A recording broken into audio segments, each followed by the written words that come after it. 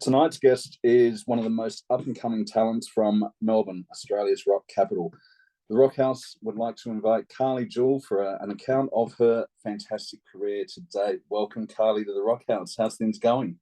Thank you. Thanks for having me. I'm good. I'm excited to be on here talking music, all the cool stuff, obviously. All the cool stuff, and there's certainly some cool stuff that we can talk about with your career so far, Carly, but I just feel that this is only the start of it as well. Well, I hope so. I don't plan on ending anytime soon. Got to rewind the clock back a little bit though. While you're based in Melbourne now, you actually grew up. Well, you were born in New South Wales, Wentworth, New South Wales. Is that right?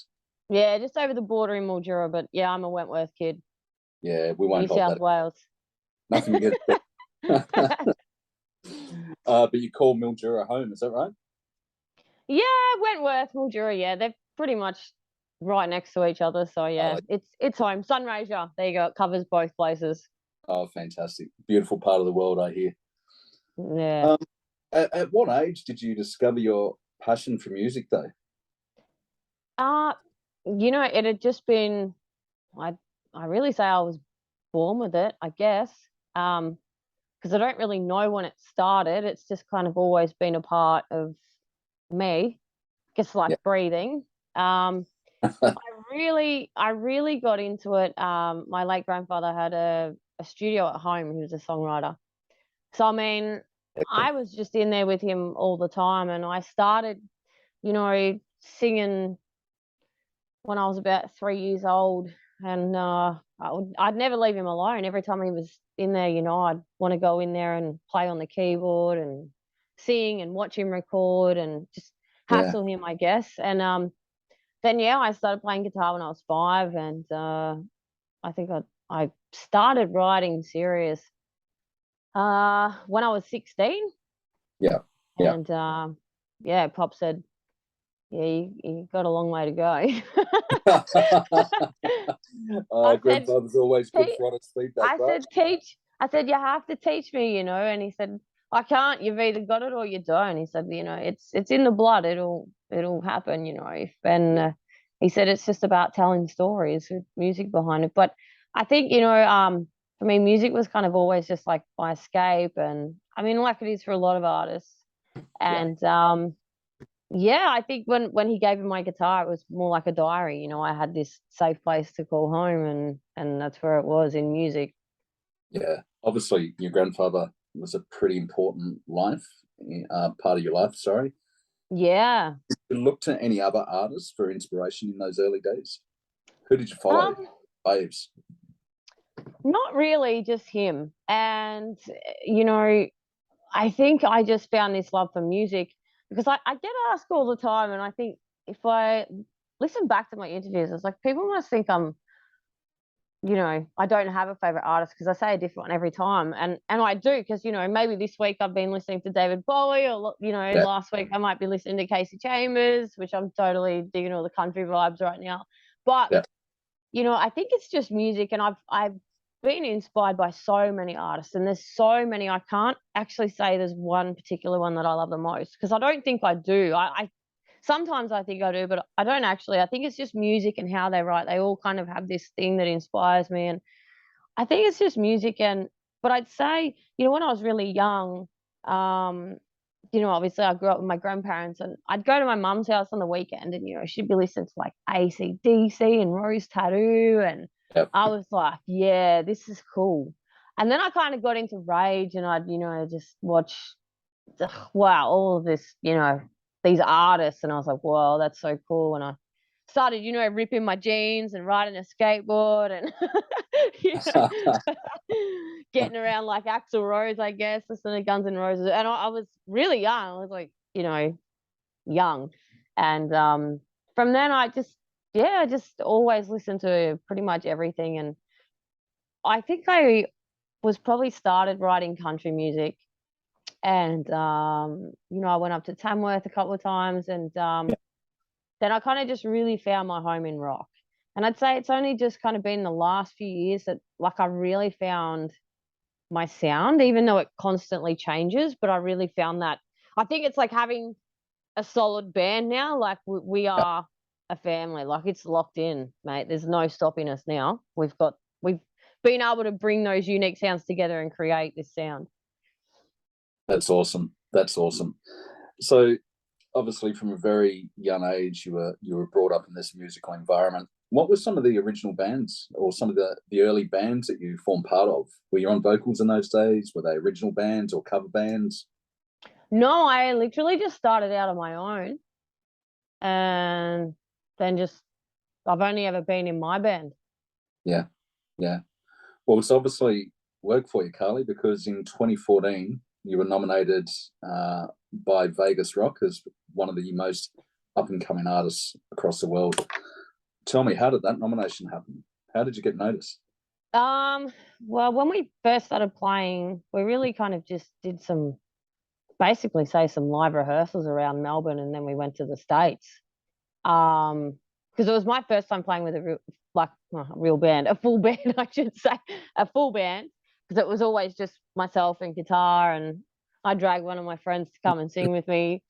Yeah, And she's like, I'm not a singer. I was like, I can't do this on my own, you know.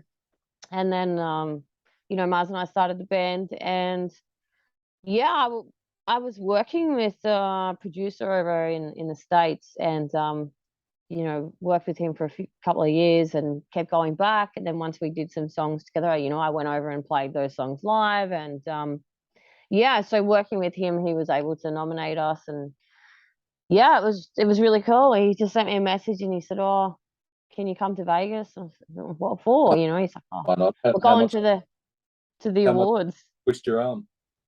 Yeah, so I messaged the guys and I was like, "Guys, we're going to Vegas." They were like, "Bullshit." I said, "No, no, we really are." And then we go there, we're hanging out with like, all these big stars, and then I'm thinking I just got to fly back to Melbourne and go to work.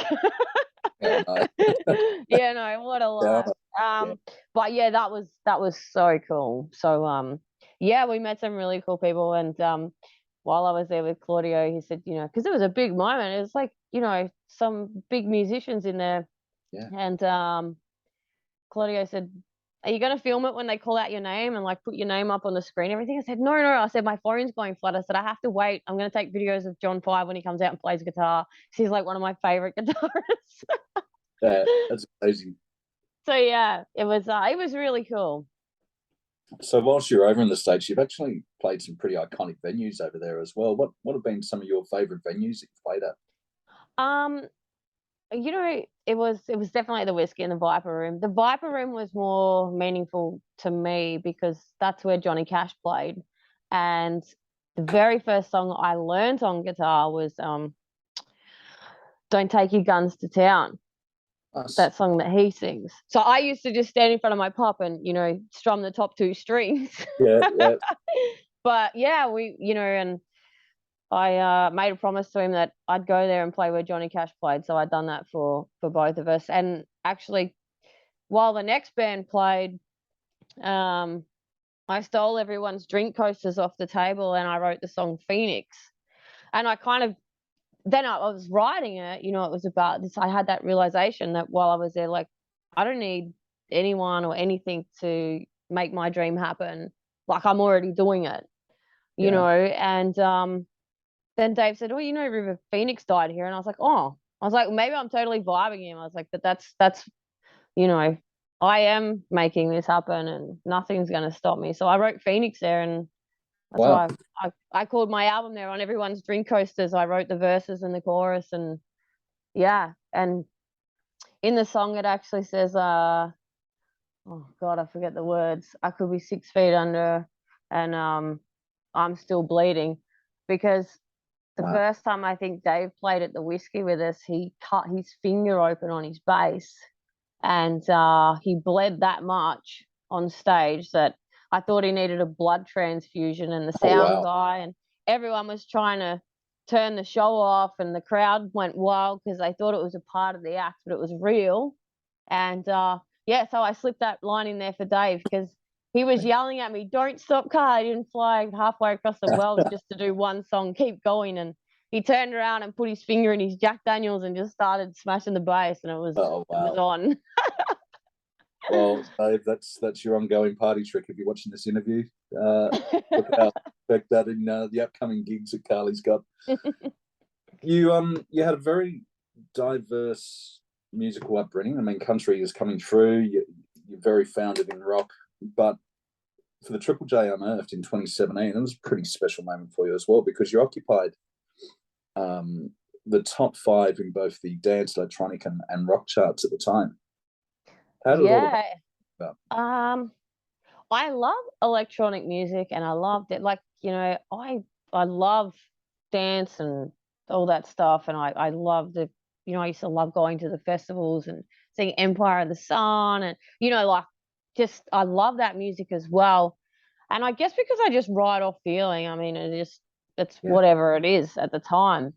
So I'd written a couple of songs and then I always post videos at home, like where I'm writing. And I love writing in my bathroom because the acoustics are like mad in there. So I'm like, I always share like, a minute or something of like, hey guys, I'm writing. Like, what do you think of this? And I, loop up samples and stuff. Um, and a producer here in Melbourne said, I really like that song. Like, let's do some songs together. So Jamie and Nicholas and I started working. And once we got into the studio, like some of these songs were like 2 hours, and I was like, wow, this is so quick. Like we could literally do so many of these songs. Like if this was a rock song, it'd take a whole weekend just to do drums, bass, and guitars, you know. um, so yeah, I worked really well with those guys and loved them. And yeah, we charted on the charts and yeah, we're actually sitting up there above Tash Sultana, which I didn't really think about it back then, but now I think I was like, you know what? That's pretty cool because like she's huge, yeah, and that's a fair effort.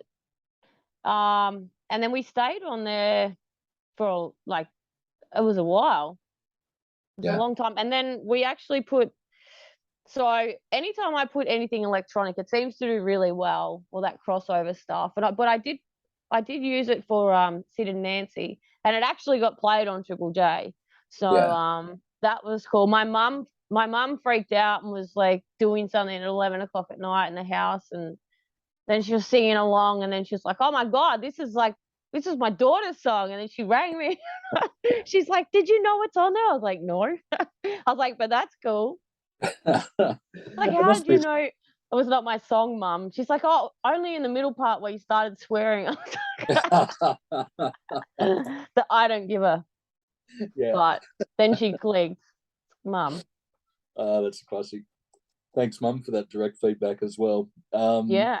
18, your first single come out, Feels Like. How did that song come around? What's the inspiration behind that? Oh, it was just like one of those bluesy kind of rock, had that feeling in there. And yeah, we're going to the States and we said, it's there, let's just record it and release it. So we've at least got one single because really we hadn't done been around for very long, but we're going to the States, so we thought we better put something out. So we just went to Sing Sing. And that was kind of I mean, yeah, I wanted to go to Sing Sing and record there, so that's what I did. Actually sold a car and went and spent a week there recording some songs. I just On wanted to bridge of go that there car. and go there, yeah. The things you do for rock and roll. Oh, my word, my word. Then fast forward the Phoenix album, an absolute. I was going to say ball busting, but I'm allowed to say this on, the interview. An absolute classic album. Editor of Rockhouse Mag. I will try and edit that later. But the album itself, an absolute fantastic album. It really starts off strong with "Let You Down." It's just pure in your face rock. Yeah, it was a good opener. Definitely. And you know what? I was really so proud of everyone that worked on the album, and I think like after it, literally after I left the studio and I was like, that is it, we're done. The album. I sat in the car for nearly like 2 hours just crying. I was just, it closed so many things that I dealt with, and I didn't realize that I was just closing all that off, like it was time to move on. Yeah, Because I think you heal with music. If you're a musician, you heal through music. yeah, And I was like, wow, I can't believe I've got a real life album. Like, my very own album is done, you know. And there was so much pressure because in the last few days we had to get so much stuff done. It was literally like I had a few songs recorded, and then I got an offer to do a whole album and release it through Hitman Records in the States. And I was like, oh yeah, we can get an album. So we literally smashed out an album in 3 sessions, which Wow. was 6 days because we'd Yeah. do a weekend, a weekend, a weekend. Yeah. And Matt did all the mixing in 48 hours, pretty much. And the mastering was done in another 24 hours. So yeah, it was epic, and it had so much on there. Like I was really able to, you know, introduce.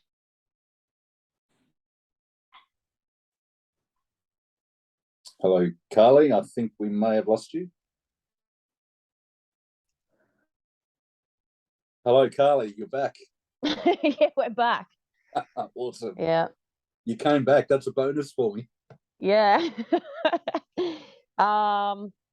So yeah, I think it cut out when we were talking about the mixing and all that kind of stuff. But yeah, the album was, you know, it was great because it had something on there for everyone. So I was really happy with that. I couldn't be more happier. And then yeah, I think we released Sid and Nancy was the first single of Yeah, I that was one. going to talk about Sid and Nancy. Were you a Sid and Nancy fan yourself?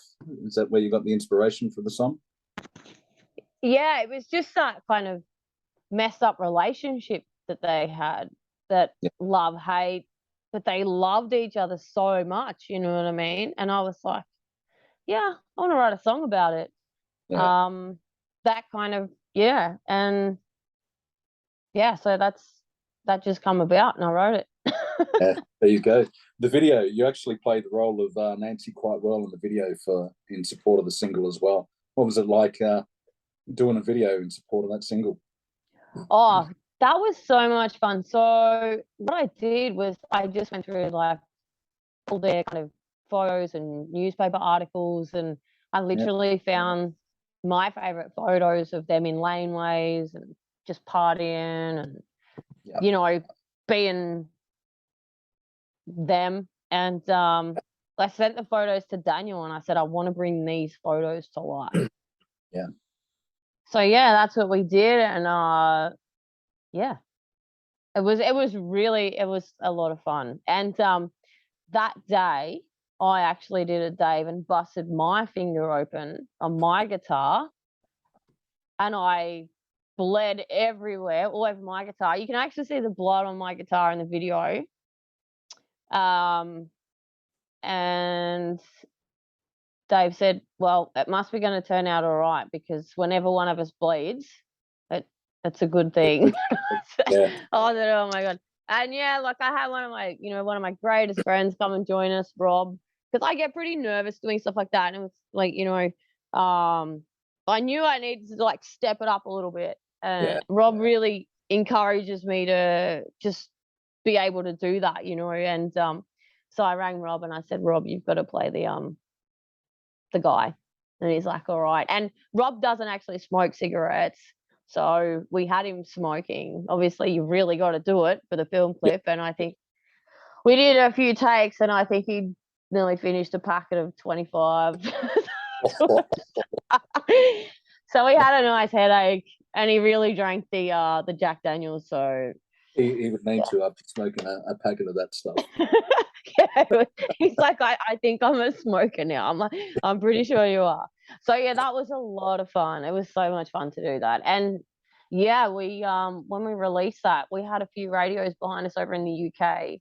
And we actually got a mainstream radio in the UK. So that's why when I release things now, I send it over there first because yeah, it's kind of just we've really grown a fan base over there. Oh, that's awesome to hear. Awesome to Yeah. hear. I want to come back though. Your finger, is there a theme here in the band with cutting your finger with guitar? Mariano, is he the only one that's safe in your band? No, he's when we filmed the day we filmed Let You Down, Yeah. we filmed that over at I think it's Deluxe Bar in Mooney Ponds where they did a lot of the Underbelly, like those. They filmed a lot of that over there. So when we were playing a show there, Kobe said to me, I said, "Oh, I can get there later because I'm doing my video clip in the morning." And he said, "Oh, check the venue out, Carly." He said, "No, you should be able to come here." And well, we checked it out and said, "Yeah, you can come and play, like, do your film clip here." So we got there like 7 a.m, and we did the film clip, and then we played that night. And the night that, so we were playing, and Lee, my photographer, she's like, telling me, "Stop, stop," and I'm ignoring her because I'm powering through the songs, and I was getting ready to start the next one, and Mars actually smashed the top of his finger, and like his knuckle was nearly coming out, and there was just blood everywhere. But I had already started the song, and so did everyone else, so he had to keep going. And then Lee's like, "Stop," and he looked, and he's like, "Oh man," like just destroyed the whole place. So we tell Adrian it's his turn. We're like, I don't think you can really be in it unless it's your turn. He had this tiny little scratch the other day, and he's like, "See, look," and I said, "Nah, that's no, sorry, not good enough." You got better than that, So yeah, we've got 3 epic photos. We're just waiting for Rowan and Adrian. They're next. I keep telling them. All right, well, boys, lift your game. Move forward. The album itself, as I mentioned before, an absolute standout and should be in everyone's collection, particularly if you're a lover of rock. But there's one track I do want to talk about, "Smells Like Trouble." That sounds like a real life story in there, Carly. Not really. Like, I just sometimes I just write and I don't even know where it comes from. I think it's just like, situations and just life, and I just pick up ideas from that, I guess. And yeah, just wrote it. And there's like, it's kind of like Sid and Nancy, like something can happen, but you'd never leave. Yeah. Yeah. Then I mean, sometimes I don't know how I write songs. Like, I've got to learn them and take the lyrics with me, show after show, because they just appear so quickly. And I'm pretty sure it's like my soul writes these songs, and then I've got to learn them. I don't know what it is, but yeah, sometimes I don't know how they come about. It's probably with, I'd say, "Trouble We Are" was like, I really sat down and thought about that one when I was writing it, because I knew what I wanted. It wasn't one of those songs that just jumped out of me. I was like, "No, I'm writing this one." So did you find the writing process for that a lot harder than all of the other ones, where it just comes naturally from the soul? No, it was about 5 minutes. I literally write my songs in about 5 minutes.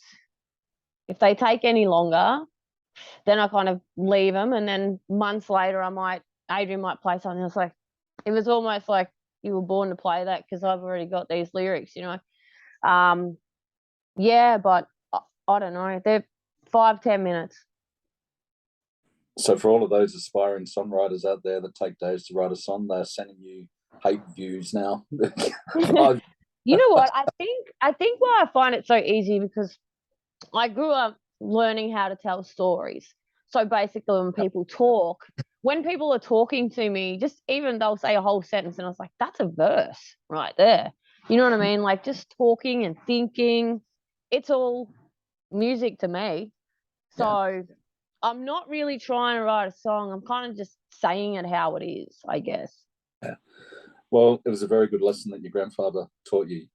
You're a storyteller, because that's really.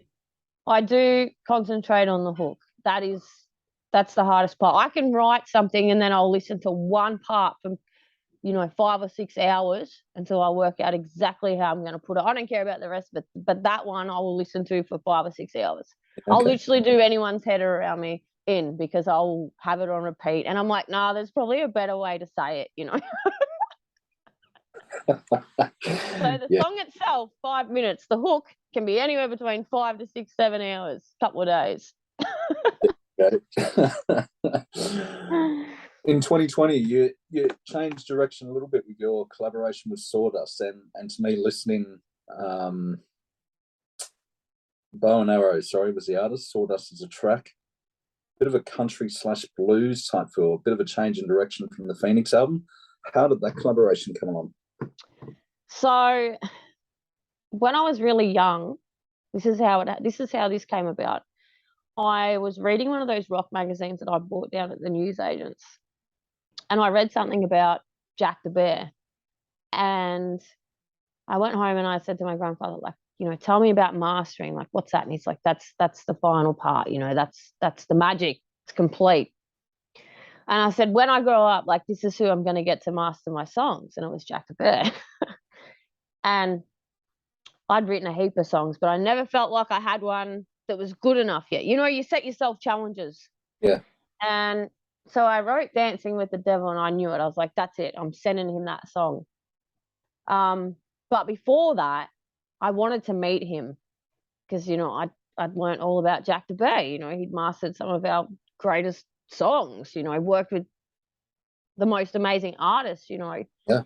And he was holding a mastering class or engineer thing. I don't know what it is. I don't do any of that stuff. Anyway, so I bought a ticket and I just slipped right in there like I was a, mastering engineer or something, and it totally wasn't. I had no idea what anyone was talking about. I'm just a songwriter. And everyone's like, oh, how long have you been doing? I was like, yeah, like, oh, hi, just like walk away, leave him. Anyway, so that's how I got to meet Jack the Bear, Tony. And everyone in there were like so into their engineering and like, just different people to me. And there was this one guy in there, and I could see he was a really nervous person like myself. Like, I get awkward and weird when I'm around people I don't know. I look like an idiot probably. And I felt really awkward. No, and I think then everyone was like, she knows nothing, you know what I mean? Anyway, so I met this guy named Jack, and he was like, do you want to sit next to me? And I was like, yeah, for sure. Anyway, we met, and he's like, like, are you a songwriter? I said, yeah, I am. I said, I'm not here for any of this. And I was like, I just come to meet Tony.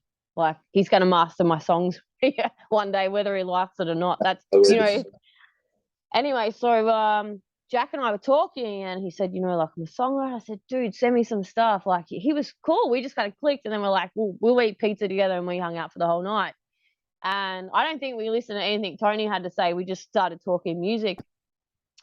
And Tony goes, I think you guys should write a song. And he said, I know you. Because one of his friends used to do our photos. And I said, yeah, like, I just come here to meet you. He goes, you don't do engineering stuff. I said, no, I don't at all. I just, come to meet you. But I met Jack, and then he sent me his songs, and, he was here in Australia for 12 months to record an album and work with as many artists as he could. Anyway, we met, and we just become really good friends. And he was just, he said to me, I'm really bad at this, and I don't have deadlines. And I said, you know what, just focus on that and get it done. And, we kept talking. And then he said, Carly, like, I come up with this like idea of a song. And he sent me Sawdust. So he had the music, and the very first line was great. I thought it was great, and he was going to get rid of it. And he sent me that. And I think he sent me that on the Monday. We went to a studio. We met up on the Wednesday night, and we wrote the song, and we recorded it on the Friday, and then we went and did the video in December. Yeah. And then Jack flew back to Italy, and we released Sawdust. It's a great track. I was just going to ask, where was the video recorded? Somewhere out of Melbourne in the hills. And when we got there was actually no power. We'd like booked one of those little Airbnb places. We got there and rang the owner and said, oh, there's no power. And I think there were fires, and it was just crazy, So we had to wait around, and we wanted to get like the sun setting. And I think we literally had like an hour to do the whole video, because we've been waiting for the power to come back on all day, and it was so hot.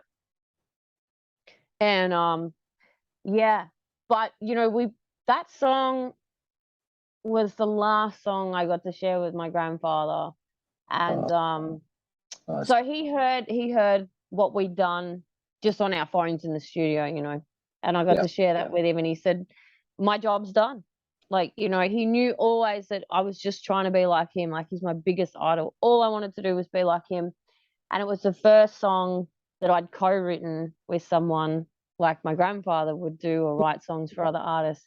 And it was really strange, because it turned out that song would kind of be that journey where you kind of, go out on your own, and then you realize that all these things are for that reason, to take you to that next part. Because when I said to Jack, what do you want this song about? Like, what's the idea here? And I listened to the music, and the music was beautiful, and he said, I want this, and I want like nature, and like, when things fall apart and what soldiers go through. It was a bit of everything. And I was like, I rang my grandfather. I said, how do I write a song with everything?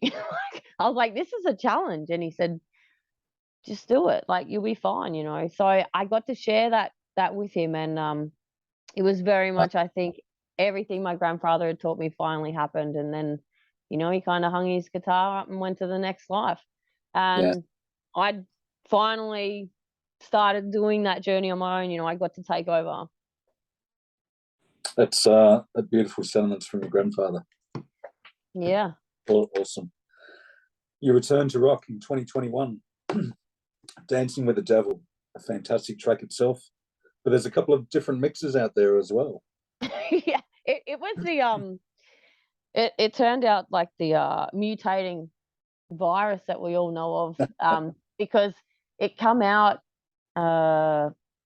at the start of, like, I think where we come out of lockdown. Yeah. So where did we release that? January, and then we went back into lockdown.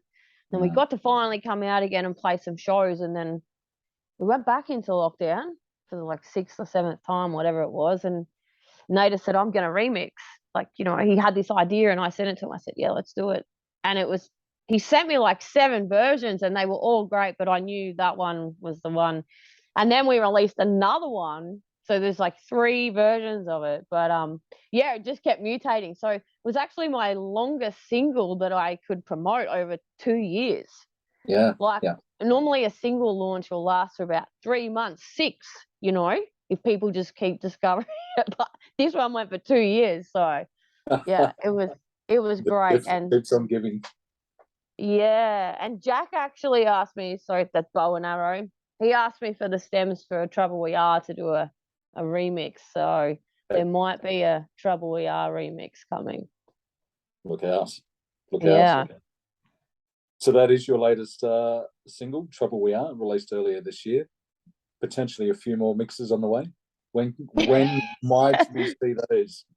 Yeah, well, I'll send these stems over to Jack and see what he can do. But yeah, it was really cool. So I've decided, when we do our next album, we're definitely going to have Nader do another remix of whatever one he picks. Whichever one speaks to him, then obviously that's the one that he's meant to remix, So you've just given us a hint as well. Is there a next album? Yes, there is. We're going to bring out our next album on a vinyl record with Room Records. Yeah. So we're back into recording. We've got a couple of new singles almost ready to go. One's in its final mixing stages, and I'll send that to Tony and get him to master it, and we'll drop that at any moment. There's another one to follow that up, and then we're going to jump back into recording and just smash them all out, and we'll give them to John. Come on, Carly, give us a world exclusive here that we can share across the world. What is that world exclusive? Pardon? What is that world exclusive that you can give us? Oh. We've got that on vinyl. Give us a secret from the album. What can we expect? We are doing, well, if people have seen us live, we've just taken on a cover, and kind of made it our own, our style.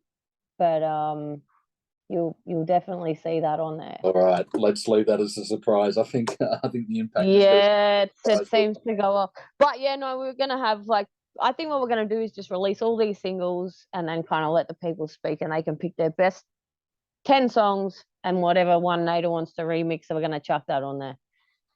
Fantastic. I look forward to that, then, Carly.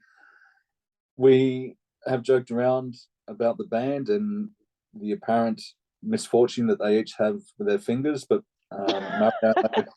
Mariano on drums, Dave on bass, and Adrian on guitar. How important is it to have, 3 really good musicians like those 3 support you on your journey? Oh, it's so good, because if I muck up, well, doesn't matter because they're behind me and they're so good.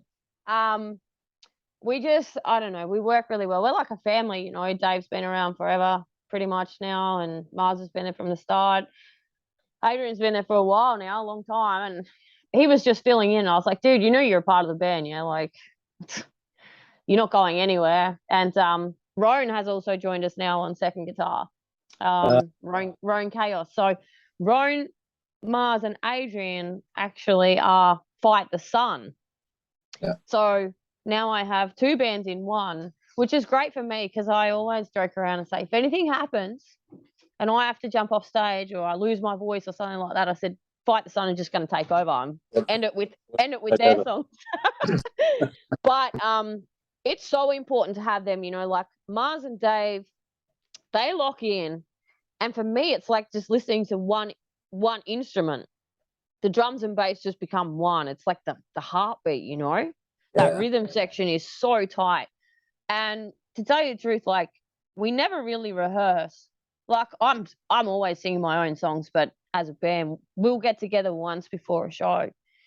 But because we've done it so long, like, we're really locked in with each other and we just know each other and we know where we're going to go. And I think I'm really honored, you know, to have Dave and Mars there because they have, you know, all this music in them to share, and you know, and having Adrian, like Adrian just took me to the next level because he's crazy and he just brought that out in me. You know, I was always this like shy person standing on stage, and now I'm just a animal, you know. I don't know who I become, but I think he just really makes me brave because he's a little bit crazy. He's so much fun, and I think he's also encouraged the guys, you know. We just really, it's that next level energy on stage. And now with Roan, oh my goodness, he's just rock and roll from start to finish. Yeah, that's perfect. Good to have you on board, boys. What's next? Obviously, we've got a few singles coming, a vinyl record in the making, but when can we see Carly across the nation? We have the end of this month, 30th September, we are supporting Truck at the Cherry Bar. Then the following night, on the 1st of October, I'm headlining my first acoustic headlining show because the last one we did went really well. So I'm bringing in Roan. So we've got two guitars now, and I'm going to play guitar. And we're going to make it really special and headline my first acoustic show. So I better be good. I better not mess this one up. So I'm really excited for that. And we are heading out of town, which I can't announce yet, but it's huge for us. It's in Australia, but it's huge. And then January, we're heading to Broken Hill, thanks to Leadfoot Promotions, I believe. We're going to go up and play there. In January, hit my hometown in Mildura the night before, and our Japan tour looks like it is definitely back on track for end of February, which I haven't announced to anyone yet. So that's exclusive. That's our world Japan, exclusive. Thank our you, Japan tour is back on. Yeah. All right. One final question before I let you go and write that next hit. You've been in this business for a long time. You've learned a lot. You've tried different styles. Based on your experience, what's the best bit of advice you can give to a young musician? Just be yourself. Don't give up on yourself, and know that there's going to be sleepless nights and it takes a lot of hard work. But you know what? If you've got the disease, then you'll give up that sleep and you'll work hard. So you'll know, and just be yourself and tell your story, you know, and don't be afraid to experiment with other genres. Like when I first started in Melbourne, people were like, oh, just stick to rock, or you should be in a tribute band for Joan Jett. And I was like, I'm not Joan Jett. Look, why am I going to sing somebody else's songs when I can write my own? Yeah. Don't let people tell you what to do, because it's your story, nobody else's. That's all I can say. Just be true to yourself, and just go for it. And you know, just don't also, like, a lot of bands also wonder why and artists will ask us, like, how do you do this and how do you do that?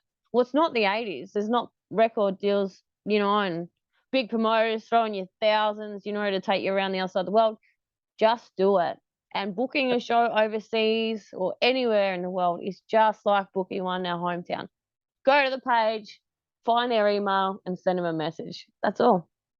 Yeah. It's that easy. Just do it. Don't wait for anyone. Just do it yourself. But hard work, follow your dreams. I don't know. I always think about what I can say. So I just, tell people what I do. I haven't given up myself. It's my story. I've learned that, like, people trying to say, just do this or just do that.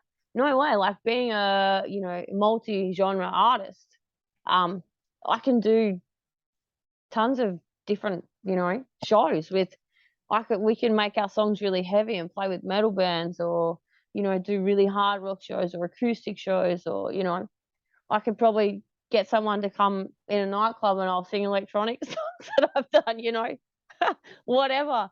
It opens so many doors, man. Just tell your own story. Just do your own thing and don't worry about anyone else. Just go for it. Awesome words. Awesome words. Carly, we're so excited about what that future holds. On behalf of the Rock House, I really appreciate your time. That has been a fantastic insight to your career today. And as I said at the start, I feel that this is only the beginning. Thank you so much. Well, I'm not going to stop. So, yeah. It's only just started. I feel like that. Like, I definitely, now I found my sound and I have my solid band. Like, we're a family, and yeah, nothing's going to stop us now. That's awesome. Look forward to the future then, mate. Thanks so much for having me. Yeah. Take care. Thanks, Carly. Thank you. Bye.